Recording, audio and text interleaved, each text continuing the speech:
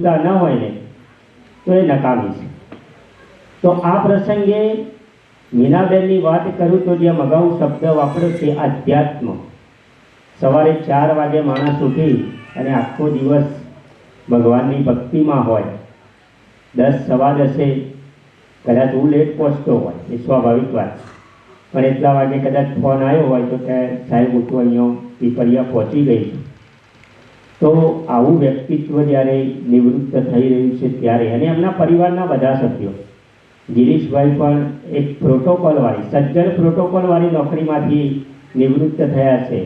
કોર્ટની વાત આવે ત્યારે ભલભલાના પ્રોટોકોલ સચવાઈ ગયા, અને એવી જગ્યાએથી નિવૃત્ત થયા છતાં પણ એ પણ જ્યારે પણ મરવાનું થાય ત્યારે એ જ મૃદુ સ્વભાવ, દીકરી રિંકુબેન એમના જમાઈ, તો આખો પરિવાર જે છે મૃદુતા સાથે સંકળાયેલો છે. એટલે આ પ્રસંગે વધુ ન કહેતા પરમ કૃપાળુ પરમાત્માને હૃદયપૂર્વક એટલી ચોક્કસ પ્રાર્થના કરીશ કે જે પ્રકારેનું જે અત્યારે જીવન જીવી રહ્યા છે એવું જ આધ્યાત્મવાળું, મૃદુ સ્વભાવવાળું જીવન ખૂબ હર્ષોલ્લાસથી જીવે અને ખૂબ દીર્ઘાયુ ભગવાન એમને બક્ષે એવી પરમ કૃપાળુ પરમાત્માને હૃદયપૂર્વકની પ્રાર્થના સાથે મારી વાતને વિરમું છું. અસ્તુ. જય હિન્દ. ડાયસ પર ઉપસ્થિત સૌ સાથી મિત્રો, આજે જેના માટે સવિશેષ આ કાર્યક્રમનું આયોજન થયું છે, બેન શ્રી મીનાબેન, પરિવાર,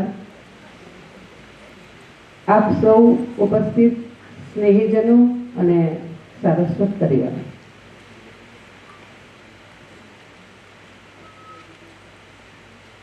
સેવાકાળ દરમિયાન આવા સવિશેષ કાર્યક્રમો ખૂબ માણ્યા. માત્ર ઉપસ્થિત રહી એવું નહીં કહું. નિવૃત્તિ પછી બહેનના ખૂબ આગ્રહને વશ થઈ અને આજે એમના પ્રસંગમાં ઉપસ્થિત રહેવાનું થયું છે. બહેનનો ખૂબ આગ્રહ હતો. એ ખૂબ મારાથી પ્રભાવિત અને ખૂબ પ્રેમથી વશ હતા અને એમના આગ્રહથી આજે અહીંયા ઉપસ્થિત છું. આજે મને આનંદ એ બાબતનો છે, કદાચ કોઈ કારણવશ અહીંયા ના ઉપસ્થિત રહી શક્યો હોત તો મને રંજ રહે. આનંદ એ બાબતનો છે, અને ખાસ કરીને બહેનોની નિવૃત્તિના પ્રસંગમાં અવશ્ય ઉપસ્થિત રહેવા માટેનો પ્રયાસ કરું છું. મને બહેનો માટે સવિશેષ લગાવ છે. એક સ્ત્રી તરીકે ઘર, પરિવાર, સમાજ, પોતાનું જીવન એ બધાની સાથે સાથે કાર્યક્ષેત્રને કેવી રીતે ન્યાય આપવો અને એમાં યશ લઈ, ગભુભાઈના શબ્દોમાં, એ વર્ષોનો નિચોડ એ યશ સ્વરૂપે લઈ અને નિવૃત્ત થવું એ એક સ્ત્રી માટે કેટલું અઘરું હોય એ જેણે અનુભવ્યું હોય ને એને જ ખબર હોય.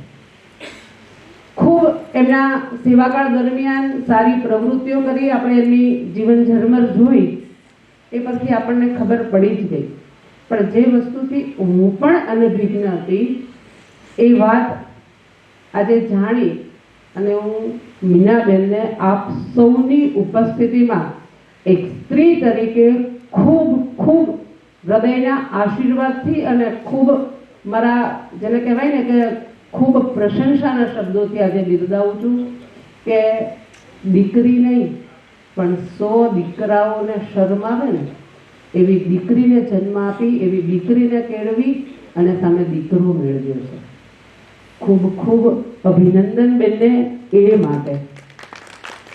અધ્યાત્મની જ્યારે વાત આવે છે ત્યારે અમે છેલ્લે નિવૃત્તિમાં જ્યારે શુભાશીષના 2 શબ્દો કહેવાની વાત કરીએ ને ત્યારે છેલ્લે 2 શબ્દો બોલતા હોઈએ કે એમનું જીવન નિરોગી, તંદુરસ્ત રહે અને એમનું જીવન આધ્યાત્મમાં પસાર થાય. એણે નિવૃત્તિ પહેલા આધ્યાત્મને જીવનમાં પચાવી લીધો છે. એ બેનને બીજું તો કંઈ કહેવાનું રહેતું નથી. ખૂબ સુખમય અને પ્રભુમય જીવન જીવે એવી શુભેચ્છા સર ફરીથી બેનને અભિનંદન પાઠવી અને વિરમું છું. અસ્તુ. આજના મીનાબેનના નિવૃત્તિ સન્માન સમારંભમાં ઉપસ્થિત પરમ મિત્ર રાકેશભાઈ, પ્રકાશભાઈ, પૂર્વ ટીપીઓ મીઠીમાસી, સંઘના પરમ મિત્ર બિપિનભાઈ, ચેતનભાઈ, સીઆરસી ભરતભાઈ અને પીપળિયા તરૂર અને પીપળિયા હિંમતનગરના રિટાયર થયેલા બંને આચાર્યશ્રીઓ, જૂથ મંત્રી શ્રી બાપુ અમીરસિંહ અને અશોકભાઈ, મારા શિક્ષક મિત્રો અને મોટી સંખ્યામાં ઉપસ્થિત એમના સંબંધીઓ, વિદ્યાર્થીઓ તો અહીંયા એક જ છે. બેને વિદ્યાર્થીઓનું ફંક્શન કાલે કરી દીધું છે એવું છે ને? હા, બેનનો નિવૃત્તિ સમારંભમાં અહીંયા ઉપસ્થિત રહ્યો છું. બેને તારીખ લગભગ 2 મહિના પહેલા મને કહેવાયા કે સાહેબ આપણે 11મી તારીખ છે, એટલે મને એવું લાગ્યું કે આવતી 11મી છે. પછી મેં કીધું કઈ, એટલે કે 10મા મહિના. હું બેન કીધું હજી તો 2 મહિના બાકી છે, એટલે મારા આયોજન કરવાનું છે ને એટલે તારીખ પહેલી બધાની લઈ લઉં છું. તો મને એવું લાગ્યું એ વખત કે આટલું બધું વહેલું કેમ તૈયારી કરી હશે. પણ અત્યાર સુધીના ઘણા બધા મીઠીબેન અમે નિવૃત્તિ સમારંભ જોયા, પણ ટાઉન હોલમાં પહેલો જ છે કદાચ. અને મને તો શિક્ષકના નિવૃત્તિવાળી વાત આવે છે ને, મને બહુ ખાતી લાગે છે. શિક્ષક મારો શિક્ષક કોઈ દિવસ નિવૃત્ત થાય જ નહીં. શેનું નિવૃત્ત? એને કેટલું કામ હોય. શિક્ષક નિવૃત્ત ના થાય એની નિવૃત્તિ શેમાં આવે? તો ખાલી પગારમાં. બાકી એને મીઠીબેને કીધું એમ પગાર અડધો થશે, પણ બાકી તો એનું ઘર છે, એનો પરિવાર છે, એનો સમાજ છે. હા, એ શાળામાં કદાચ નહીં જઈ શકે, પણ એ બીજા આધ્યાત્મિક કામો કરતો રહે છે, સામાજિક કામો કરતો રહે છે. આ ગાભુભાઈને થયા છે રિટાયર, પણ જપતા જ નહીં. કોઈનું કોઈ આપણે મળતા હોય તો આપણને લાગે કે એ કંઈકનું કંઈક કામ કરતા હોય છે. એટલે શિક્ષક કોઈ દારો નિવૃત્ત થાય નહીં. અને પ્રમુખ અહીંયા બેઠા છે એટલે કહું છું કે સન્માન સમારંભ જ રાખો, આપણે વય નિવૃત્તિ કાઢી રાખો. કારણ કે શિક્ષક કોઈ દારો નિવૃત્ત થતો નથી. નિવૃત્ત ક્યારે થાય? જ્યારે ભગવાન જોડે જાય ને ત્યારે નિવૃત્ત થાય છે. બાકી એના ઘેર, સમાજ, ફેમિલીમાં બધાનું કરતો જ હોય છે. વાત કરું મીનાબેનની, તો મીનાબેનનો જે આખો સ્ક્રીન ઉપર આપણે જોયું ને, એમાં અહીંયા બોલાયા છે ને, એમાંથી એક પણનો ફોટો બાકી હોય ને એમના જોડે એમને ભણાવવાનું એવું નથી. અહીંયા નથી આવ્યા એમના ફોટા છે. મીનાબેનનો પરિચય મારો 3 વર્ષનો છે. હું બીઆરસી બન્યો એટલે મીનાબેનને આપણે ફોન કરીએ કે બેન આ તાલીમમાં જવાનું છે, તો કોઈ દિવસ ના નહીં. અને એમની સ્માઇલ છે ને બહુ જોરદાર છે. હસતા જ હોય ગમે ત્યારે જઈએ. એમને તાલીમમાં મોકલ્યા હોય, બીજું કોઈ કામ હોય, અહીંયા રેલી હોય, જિલ્લા કક્ષાના કોઈ કાર્યક્રમ હોય, તો મીનાબેનને કહે મીનાબેન આવી જવાનું. ઓકે સાહેબ, આવી જઈશું. અને આવી જવાનું એટલે અમે લેટ પહોંચીએ, પણ મીનાબેન લેટ પહોંચે નહીં. અને રાકેશભાઈએ કીધું ને કે એમના જોડે જે પ્રોટોકોલની વાત છે ને, તો પછી આજે ખબર પડી કે એમના મિસ્ટર પ્રોટોકોલ અધિકારી હતા, એટલે ઘેરથી જ એમના પ્રોટોકોલ મળેલો છે. મીનાબેનનું વ્યક્તિત્વ બહુ સુંદર છે. એમને આધ્યાત્મિક તો જ્યારે તાલીમ હોય ત્યારે બીજા શિક્ષકોના આધ્યાત્મિકની વાત કરતા હોય, પણ હવે બાકીનું જીવન જે છે એમનું નિરોગી રહે, સ્વસ્થ રહે, એવી સ્વામિનારાયણ ભગવાનને મારી પ્રાર્થના છે. અને બેન, આપણે નિવૃત્ત થવાનું નથી. આપણે એવું લાગે તો તમારી શાળાઓમાં જતા રહેજો. બીજા શિક્ષક આવે ત્યાં સુધી શાળાના બાળકોને તમારો લાભ આપતા રહેજો. વસ્તુ જય હિન્દ. ખૂબ ખૂબ ધન્યવાદ. સૌને નમસ્કાર.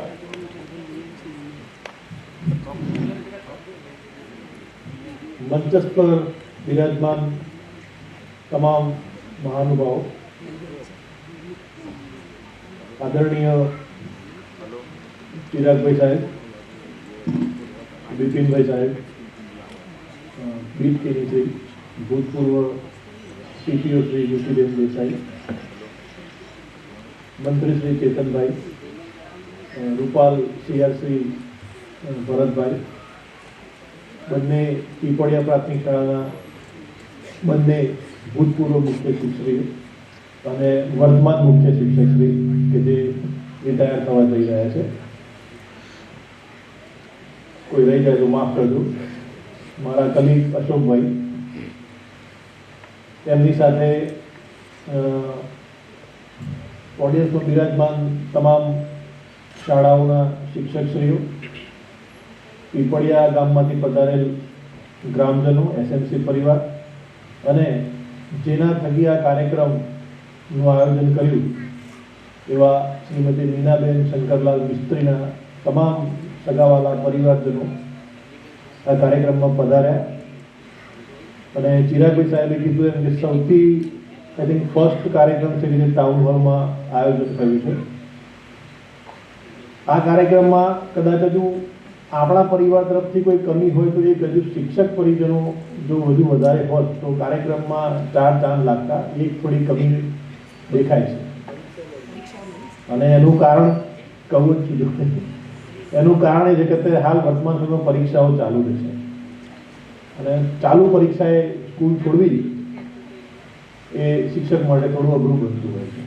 પણ છતાંય તમામ મિત્રો, તમામ પરિવારજનો, તમામ અધિકારીઓ, પદાધિકારીઓ પોતાનો સમય કાઢી અને કાર્યક્રમમાં પધાર્યા એ બદલ સૌનો આભાર. નીલાબેન માટે ખાલી બે શબ્દો કહીશ. અમે આપણા માટે વડીલ કહેવાય, બરાબર. 3 વર્ષનો પરિચય છે પીપળિયા શાળામાં હાજર થયા ત્યારથી અત્યાર સુધીમાં. ઘણી વખત જૂથ મંત્રી તરીકે ટકોરમાં બોલવું પડ્યું છે, એ વહીવટનો ભાગ છે. બાકી આપણે કોઈના માટે કોઈ પણ પ્રકારનો કોઈ દ્વેગ કે કોઈ એવું કોઈ શિક્ષક વિચારતો નથી. અને તમામ આપ સૌ વતીથી, આપણા વતીથી પ્રભુને પ્રાર્થના કરીએ કે એ દીર્ઘાયુ રહે, નિરોગી રહે અને હંમેશા જે છે એ પ્રમાણે ખુશ રહે એવી પ્રભુશ્રીને પ્રાર્થના. બસ. ખૂબ ખૂબ ધન્યવાદ. हिमाचल यमुना गंगा उच्चल जलधि तरंगा तव शुभ नामे जागे तव शुभ आशीष मागे गाहे तव जय गाथा जन गण मंगलदायक जय हे भारत भाग्य विधाता जय हे जय हे जय हे जय जय जय जय हे. ભારત માતા કી અને પોતાના સ્થાનો